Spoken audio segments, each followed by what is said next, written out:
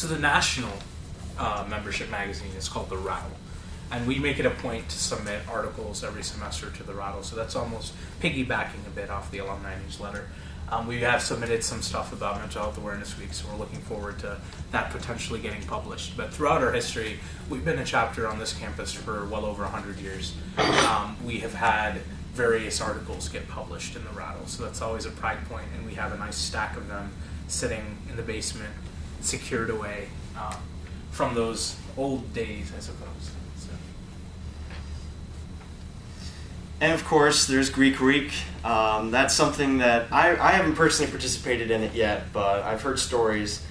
Greek Week is definitely something Theta Chi takes very seriously. We actually have a mural sort of in our entrance hallway of the superheroes of Greek Week and all the chapters that participated. So it really is something that we get into. Over the last 5 years, we've won the Can Castle, and the Greek life and the campus is really sort of seeing how Theta Chi is engaged, and we've been awarded the Spirit Award through 2012.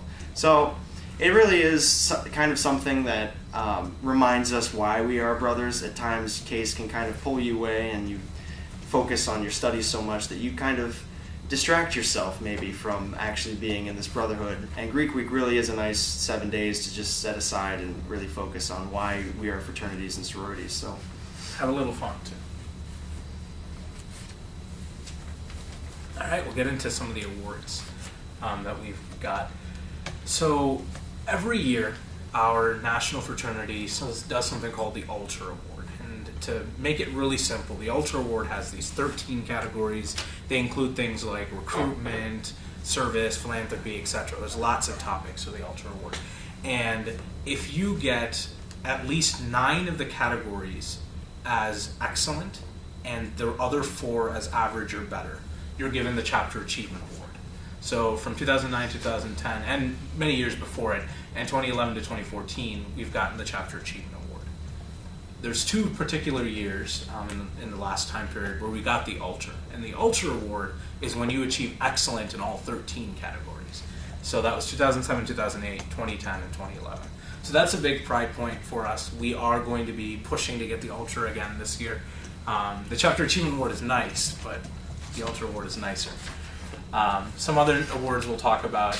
The Kali Award. The Kali Award is awarded to one brother of all the chapters in Theta Chi who's the best, quote-unquote, Theta Chi of that year, right?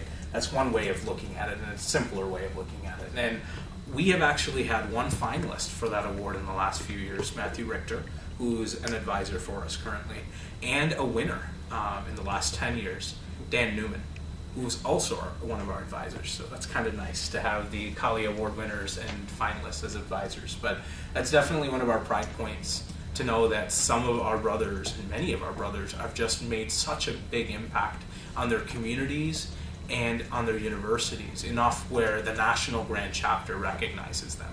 I think that's huge with the Kali Award.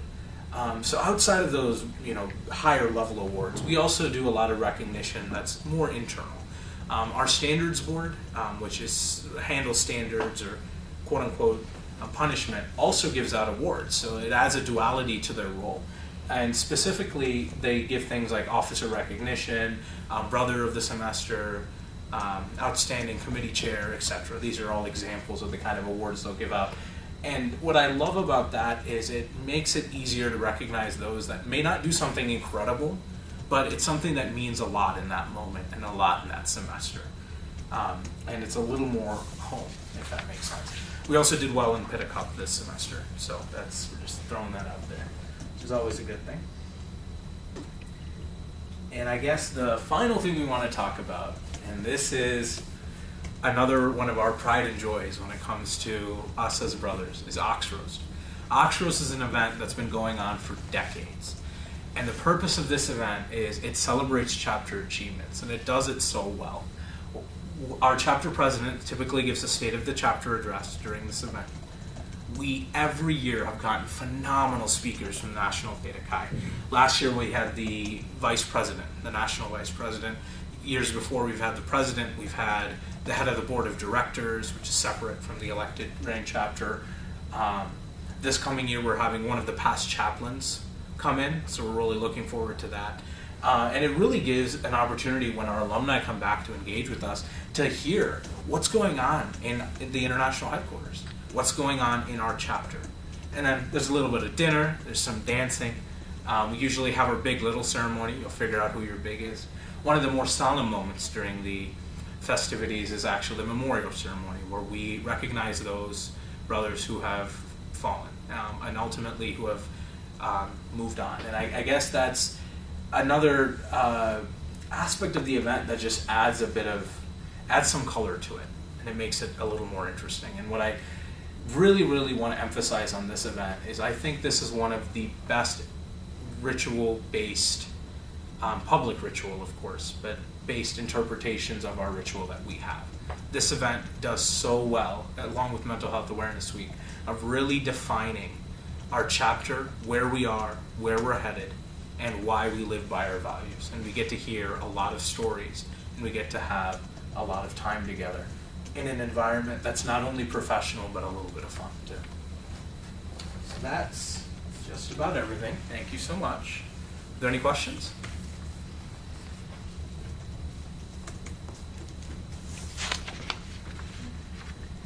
You talked a lot about recruitment and how you prepare and reflect and analyze what you guys are doing. How do you communicate to the potential new members what your values are, and how do you attract the right people by sharing what you guys are about? I think one of the key things that we've started to do more and more is highlight the major events or major things we do that we want to be defined by. Mental Health Awareness Week, for example, is something we'll talk about with potential new members. Another thing that we love to do when we talk with these individuals is ask them, what are they involved in? What are you engaged in?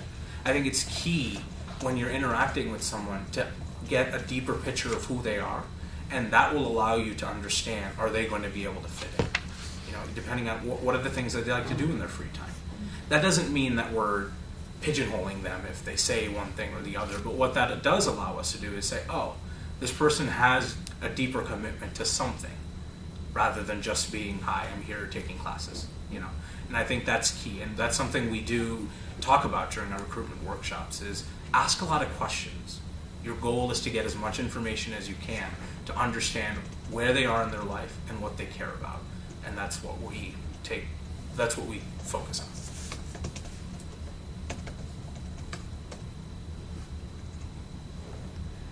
How do you incorporate kind of your ritual and values and purpose as an organization when you're kind of deciding what you want to do and where you want to go as a chapter? I think that comes back to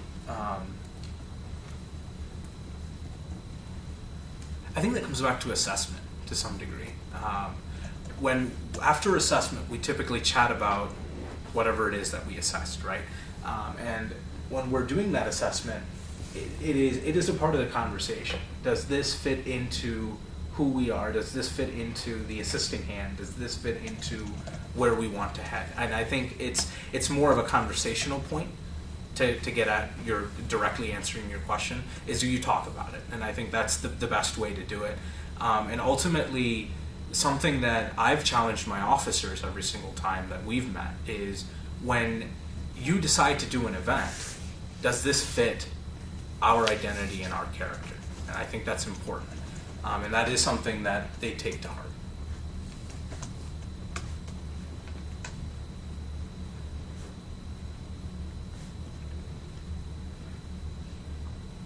Can you talk a little bit more about, you talked about the ritual a minute, but where else do you kind of incorporate ritual into the member development in the chapter?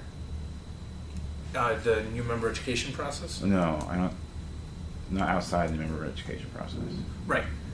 So we do ritual reviews. That typically is a more extensive deep dive into the ritual, and we'll talk about the interpretations thereof. That helps. There's a lot of, we have story-based ritual reviews, so that helps. We'll paint a story and then talk about what are the ritual implications of that story, what are things they did right, they did wrong, if there's a scenario in that story, or etc. I think that's the key way to do it, and that is one of our points of improvement, actually, I think we can discover more ways to engage more directly with our ritual outside of the times around initiation. That is definitely something we're looking at doing too. If I could just jump in here, one of the, like I mentioned the buzzword sacred purpose earlier, having a commitment from one another to another. So that kind of exemplifies service as a big part of our ritual. So we've really been working on service hours. Swami mentioned Replay for Kids. Something new members do is they do a service project, and for me it was we went to the Cleveland Community Greenhouse Project in Cleveland here. And so we worked on that for a Saturday. And so we're really trying to vamp up the service hours. Again, that's been something we've been struggling with in the past, but with more recent elections coming up, things have been, I would say, turning around. Yeah. So. I mean, I think that's been a big part of 2014 has been just we've gotten better at living by our values, a lot more than I've seen in years past. How do you see the connection between the themes that we've talked about today and the pillars? By themes, you mean themes that we talked about? Yeah, the highlighted themes that you went through today, and then the pit and cup pillars. Like, where do you see the intersection of those? I think ritual is interesting in that it sort of touches every pillar to some degree, and it's almost a backbone or a foundation to these other pillars. The ritual, in my mind, is the key pillar that allows you to have more meaning when you do these other pillars. And so I think that's why we've really tried to push it more and more. And I view ritual as that foundation, and it connects these other pillars. What was your internal chapter response to doing MHA week? Like, how did people get engaged with it, or? I was incredibly surprised in a wonderful way. It usually we used to do an event called Vox, which was like this lip syncing event. We would have to pull teeth to get that event to happen. Pull teeth, and it would barely happen pretty much every single year. MHA week, barely any of that. It was wonderful to see just the amount of engagement, the amount of care that people had for this topic. It was one of the few times I've seen our chapter come together and work so hard to make something happen, and work so tirelessly to make something happen. And I can't thank my fellow brothers enough for that, and I can't put it into words how proud I am of them. It was a wonderful experience for me, for the VPHS, for everyone. Yeah, there were struggles it wasn't the easiest thing in the world. It's still a week-long event, right? You have to plan and do things, but at the end of the day, people were behind it, and I saw that, and our brothers were behind it all the way. So it was a wonderful experience. I can't wait to do it again next year with our VPHS, because I know it's not going to be the same thing. It's not. I'm not going to have to pull teeth. People will volunteer, and it'll get done.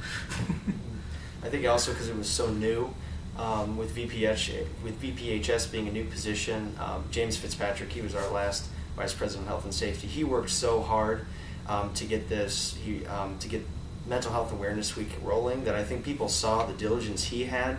And so there were so many places where we just unified, not only that it was a new thing and we were reaching out and helping the community, but even that one of our own brothers was going out so far to help out. I think it really kind of just pulled us together. Other questions? Only the question is, which recognition benchmark did you apply for? We applied for the Analyze. Yep, that's it. So it's Analyze and then Create, correct? Distinction. Okay. Thank you. All right, anything else? All right, thanks. Great. Thank you so Thank much. you very much.